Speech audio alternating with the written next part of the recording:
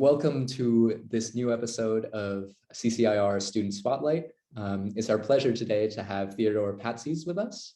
Theodore is currently a student at Athens College, and at CCIR, he pursued a project that brought together two fairly disparate fields, AI and machine learning and screenwriting. So his project is titled Computing Movie Script Similarity with Neural Word Embedding. So I don't know too much about what that means yet, but I am really excited to find out. So Theodore, welcome. Hello, welcome. So Theodore, really excited to talk to you about this project. I, for one, love films. But before we dive into your project, would you mind briefly introducing yourself and giving us a little more precise of an idea of what your project is about? Sure. So my name is Theodore, as you said. I'm 16. I live in Athens, Greece, and I go to Athens College. And I've loved movies since a young age, and I've enjoyed watching them and even going a step further, analyzing them, comparing them, everything. And as a completely opposite field, I also like AI and its applications to our society. It's a very prominent field, obviously. And I'm interested in, I take computer science too as a course, so I'm very interested in all that. And in the past few years, I've researched in ways to automate certain procedures, innovate certain procedures, and I've gotten the concept of thinking, how can AI be applied to virtually every part of our lives? So this was my intention when approaching CCIR with an idea for a project. I was basically wanted to create an AI project. I had no clear focus in mind at the beginning, but to help innovate a certain procedure and maybe contribute somehow to the scientific world. So this was my initial thought. And after I met with Dr. Sarkar for the first time, I mentioned my love for movies too, and it was he who suggested that maybe we could bridge these two, and it would make a very interesting dynamic.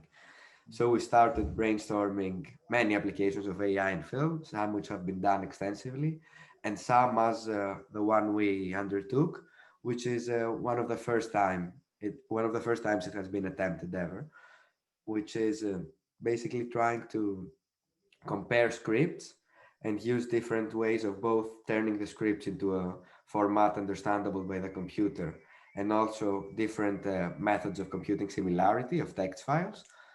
So we experimented with different approaches and we tried to find the optimal way of both converting the script into a readable format for the computer and then finding the best similarity metric to compare it with others and hopefully find a practical application for it and maybe sell it to studios and find a reason for the tool to exist. So our end product was computing recommendation of similar films given a script. And so we experimented with many movie titles and we had the five most similar and we evaluated, we searched their themes, we saw how they are similar, story-wise, genre-wise, release date-wise, and we came to a conclusion that which approach is better. So that's super interesting. So I'd be curious to hear a little bit more later on about sort of maybe some of the surprises that came along the way of using this particular method. But before we get to that, you mentioned that you're working with Dr. Advait Sakhar, who's been mentoring for CCIR for quite a while. He's a researcher at Microsoft, he's a lecturer at Cambridge, and in our experience, he's just a wonderful, wonderful teacher. Tell me a little bit more about the initial brainstorming process, because this is one of the special things about the program that you took, which is the one-on-one mentorship. And one of the things that's special about the mentorship program is its immense flexibility with respect to the content. So this is a course that's constantly evolving. that really plays off of the student interacting with the mentor and using this kind of iterative course design process that evolves the course as you go. So tell me a little bit about sort of coming in, talking the first few sessions, talking with Zakar, trying out new ideas. What was that experience like for you? So yeah, as I mentioned, when I came in, I had an idea of where my project I wanted it to go, like to AI and machine learning. But other than that, I had not thought out the content and this is why I chose the mentorship, as you said, because it's very flexible and we could figure out things in the way, if this makes sense. So when I saw him on our first meeting, he just asked me general questions. And then after that, before our second, he had an idea of how to steer it to filmmaking and my love for movies. And yeah, he was like great because he suited my need, not only my need and my passion too. And there were no prerequisites. For example, I didn't know Python when starting, but which is very integral for machine learning, but it wasn't a problem for him. And we were able to start without, and then I learned during the project. So he was great to suit my needs and understand that I'm a student and I cannot know many things in machine learning as it is not taught in school. And he also taught me specific tailored things for the project. But he also gave me the time needed to learn Python to find ways for the project to go, because yeah, when I started, I had no idea of where it would go, how it would evolve, and even after some 5 6 weeks, we still figured things along the way of what our final experiment would be or not. So yeah, the flexibility was a great thing, and I enjoyed a lot on the one-on-one mentorship, and also getting to talk with this person 1 hour every week, one-on-one, as we do now, was great too. We had also some time for other things except our project. I had an insight into his life and into his student years. He too got to know Greece and me a bit better. So yeah, it was a mutually beneficial relationship. And yeah, I'm very grateful for this chance. Yeah, and it's so great to hear because one of the things that we try to emphasize is that the faculty at CCIR are not just teachers, they're really mentors. And a mentor does a little bit more than just transfer knowledge. They really sort of guide you and are a friend. And that's something that we hope for all our students. And it's really lovely to hear that Advait was able to have that kind of relationship with you. So turning now to your actual project, could you say a little bit more about this recommendation system? You talked about using different kinds of similarity metrics and potentially building a system that could have practical applications that could potentially even be sold to a studio. What makes this recommendation system unique and different? What makes it useful? And what potential practical applications might it have? So yeah, as I mentioned, it is a part of applying AI in film, which has not been done before, trying to find similar movies given as an input all in the script. There were some previous studies done which take into account other things such as the budget, the quality of the film. But we thought that giving only the script as input is more useful to a studio, because when they want to greenlight the project and decide if they will fund it or not, they cannot know the quality of the completed film. So when they have the script, this is where they need to find the similar movies and understand if the project has a potential financially or not. So this is when they need to decide if they will fund it or not. So I thought that having inputs such as the quality and the buzz after the release were not as useful to the studio as having only the script. This is why we made this change there, and we did a unique project.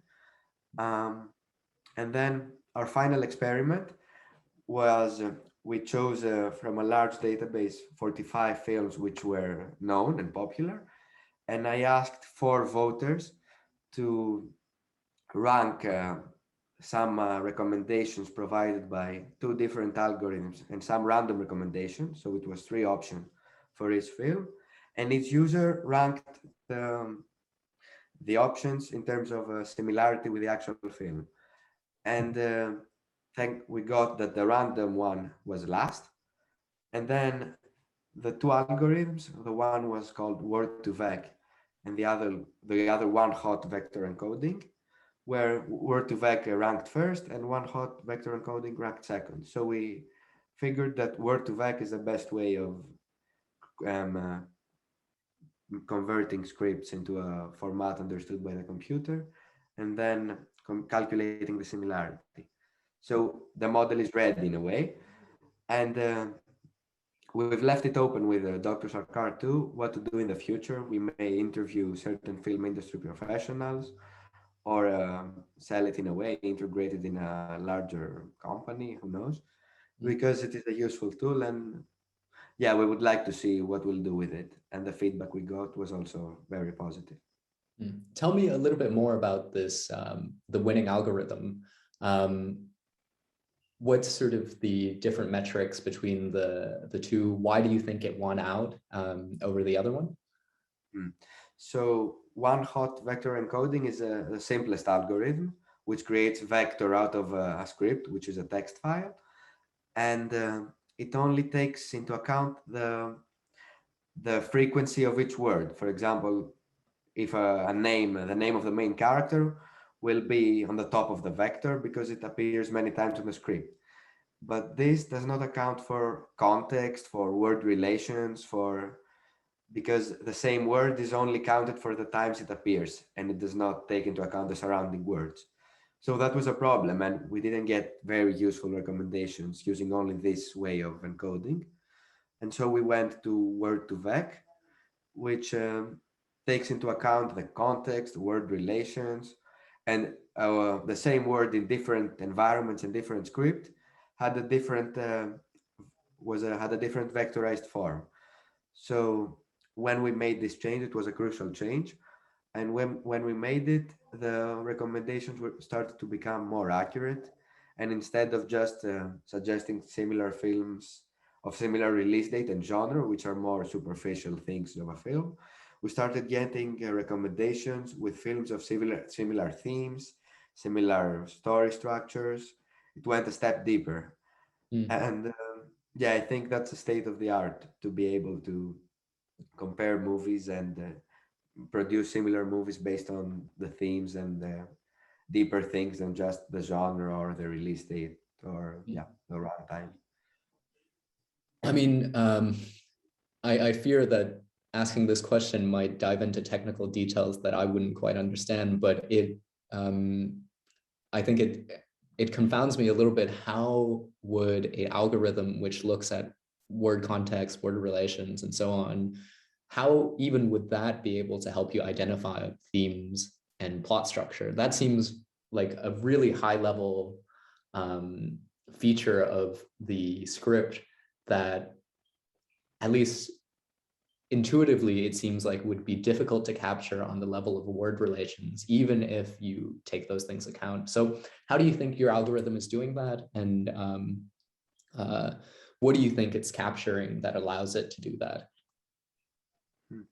To be honest, yeah, I don't fully comprehend the entire picture behind it, but I assume that we worked on each word separately. So each word has its own vector and its own representation and context. Yeah, we took the context of each word.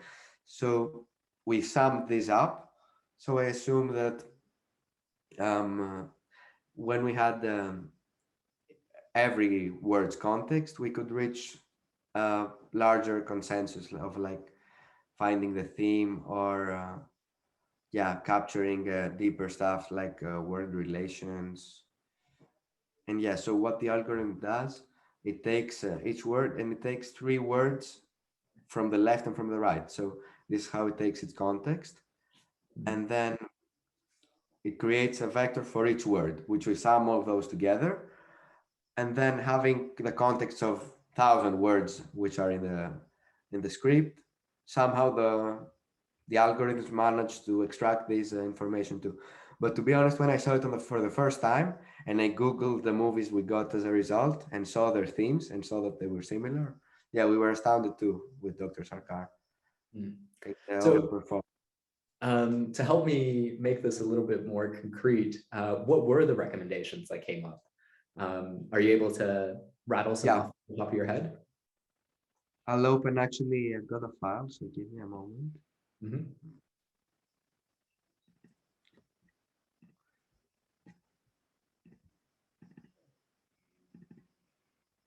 So for example, for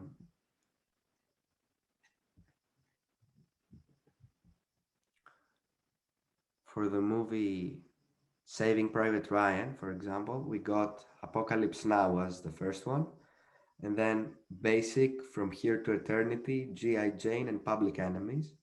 Mm. I don't know. I know Apocalypse Now, which is a war movie and similar, so I think it's good. Then for Kung Fu Panda, we got Crouching Tiger, Hidden Dragon first, Mm. then Aladdin, and then The Fifth Element was third. Mm. From Interstellar, which is a space movie, we got Red Planet, The Abyss, Mission to Mars, and Lost in Space, and Prometheus, which all are space related. So again, I think it's similar.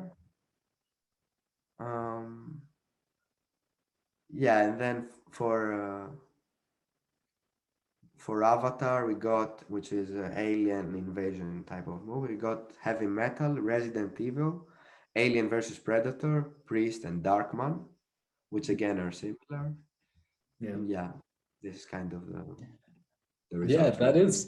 that is interesting. What do you think about the fact that the way in which sort of algorithms and machine learning as a tool in general, often the performance outstrips our understanding of it? Because you just mentioned that when you ran the algorithm for the first time, you were both you and Dr. Sakar were surprised by how well it performed, and that you sort of still don't quite understand how it's doing these things, which that's kind of amazing. Do you have any thoughts on this? Yeah, I think it's definitely interesting. We've reached a point where, yeah, some AI exceeds our understanding and we cannot know everything behind it because we've not explicitly programmed it. It's a different type of programming. And yeah, it's both fascinating and scary in a way. Fascinating in how many things are done beyond our conscious control, but both scary to how it will evolve if we lose understanding and we lose it more and more over the years. You never know what's going to happen. And actually, this is what the Dr. Sarkar, it's one of his main research areas, the black box problem, as he says it, which yeah, we cannot understand exactly what happens behind the scenes of an AI algorithm. And this is what he has set out to do to make it more understandable. Um, and only then, as he says, we will find its true potential. We will apply it everywhere. So yeah, I assume we're not at this point there, but continuing to do research like this, and hopefully we'll understand more of it. Or the gap will grow even wider. One of the two. Yeah. Okay. As we begin wrapping up, I want to ask a little bit more about, so you came into the program interested in AI and machine learning, and then you met Dr. Sakar, and you were able to find this really unique way of fusing these two seemingly relatively independent passions, one for film and one for artificial intelligence, and create this kind of project. Moving forward, you're only 16, and you have your whole life ahead of you in terms of different kinds of projects you want to do. How has this sort of shaped your understanding of your next steps and what kinds of things that you're interested now in doing and what you now know you can do, for instance? Yeah, firstly, all this was a very different and amazing experience for me because it's one of the first times I've undertaken something entirely with my own responsibility and with my own work, and I've devolved it the way I wanted in a way and reached an end result which is very good. So all this is very satisfying, of course, and it has helped me obviously understand kind of what I want to study and what I want to do with my life. I understood that I'm definitely interested in AI, especially more after this project, and that I can combine things I like because I have many passions. There's always a way to combine them to do a collaborative project on two fields and use one way AI to automate another procedure or to work with something else. And yeah, looking into the next steps, I would surely want to maybe make use of this tool somehow, if or even with the interviews or in another way, and maybe find more applications of AI in film or apply AI somewhere else.